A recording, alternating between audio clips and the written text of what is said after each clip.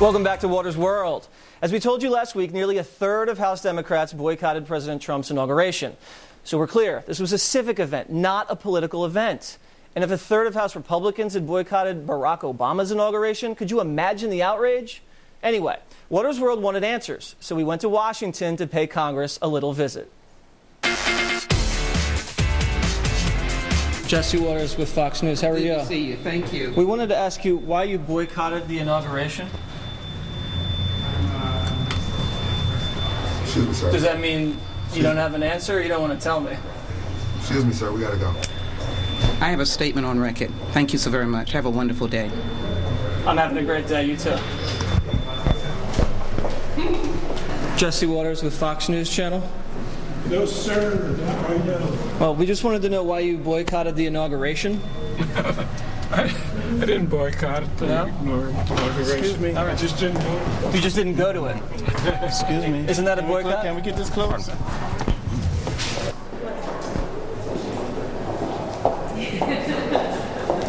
Congressman Nadler, Jesse Waters with Fox News. How are you doing? Good to see you. Back to another meeting, Quick right? question. Why did you boycott the inauguration? For the reasons I stated publicly. What were those, sir, if you don't mind? They're on the You can record. check his website. We're on the record right You now. can check his website. He has a statement that is released for anyone to see if you want to see it. Don't you think fine. that's pretty divisive to do, Congressman? No. We're in the spirit of unity, aren't we, in this country? I think we're just waiting for the elevator. It should be there in 1 second. Shouldn't you be trying to unite the country instead of divide the country? If I wanted to unite the country, I wouldn't elect Mr. Trump. Well, that's not up to you, is it? Congressman, how you doing? I know. You boycotted the inauguration. I'm in the middle of the Whoa. No need to get physical. While I was at the Capitol, I wanted to speak to Democratic Representative John Lewis, who recently had this to say about President Trump.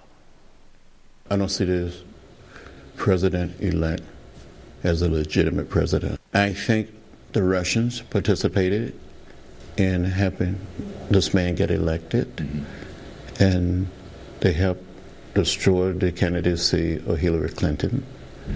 I don't plan to attend the inauguration.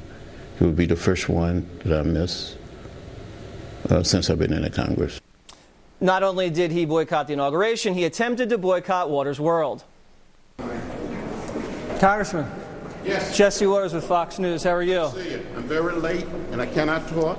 I'm supposed to be in a meeting right now. I'll make it quick. No, I'm You not said that talking. Trump was an illegitimate president. Do you regret that?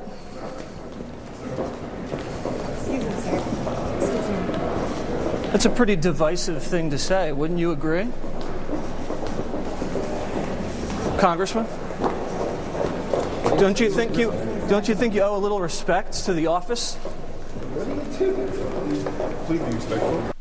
Later that day, Lewis's office said that I was, quote, disrespectful and violated the decorum of the Capitol.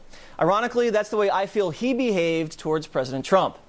Democratic politicians have a history of running away when things don't go their way. Remember the Democrat lawmakers in Wisconsin who actually flew across state lines to avoid voting on Republican Governor Scott Walker's budget? And by the way, Wisconsin now has a surplus.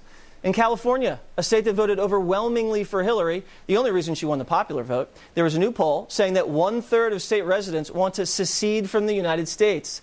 How immature is that? The left is becoming hysterical. Listen to the so-called leaders of the Women's March. I am not as nasty as a swastika painted on a pride flag. And I didn't know devils could be resurrected, but I feel Hitler in these streets. A mustache traded for a toupee. Nazis renamed the cabinet. Yes, I'm angry. Yes, I am outraged.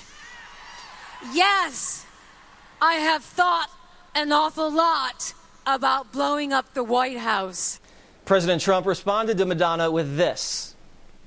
She's disgusting. I think she hurt herself very badly. I think she hurt that whole cause, yeah. I thought her and a couple of others, but I thought she was in particular. I thought what she said was disgraceful to our country.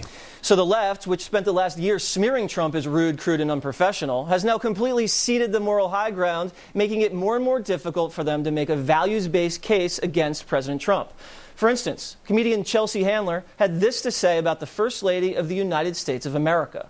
Would you ever have Donald Trump on your show? No. What if he asked you? No. What about Melania? Would you have her on your show? Melania? What, to talk about what? She can barely speak English. What do you think about her as the First Lady? Exactly what I think about him as the first man. Nothing. I don't respect either one of those people. Imagine if a Republican entertainer said they wouldn't interview a member of a Democratic first family because she had a foreign accent.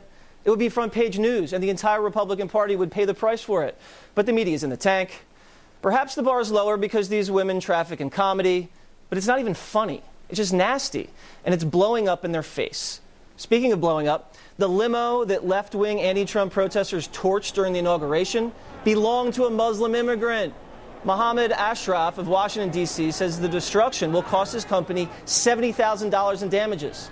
Trump is trying to hurt immigrants and Muslims? Hard to make that case when you're the ones firebombing their property. Fanatics will forever discredit and isolate themselves in the eyes of everyday Americans. So the more the left riots, smears, and boycotts, the more liberals will remain completely shut out of power.